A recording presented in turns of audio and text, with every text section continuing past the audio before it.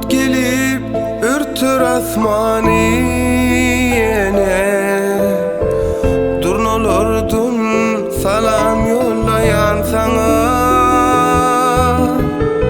Bolup yeller öksüp barsam yanına,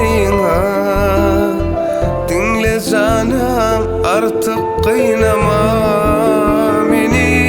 Yanap kızıl gülleri berip bilim ok, kursağımda bu sevim ayda bilim ok. Yüneğini aytmasam şıdap bilim ok, belki de balım menin duşursun seni.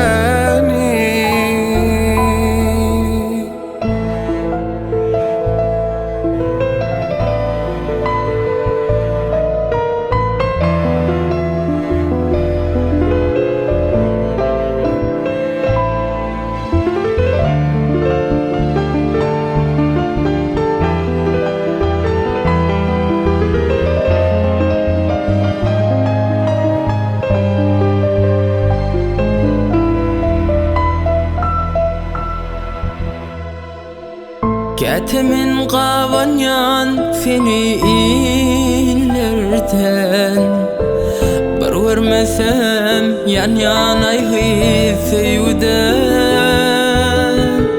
Qark bolsam men senin dengizingden, yeter artık inni qıynama meni. Yanap kızıl güllerim berip bilim ok, kursağımdaki sevgim ayda bilim ok.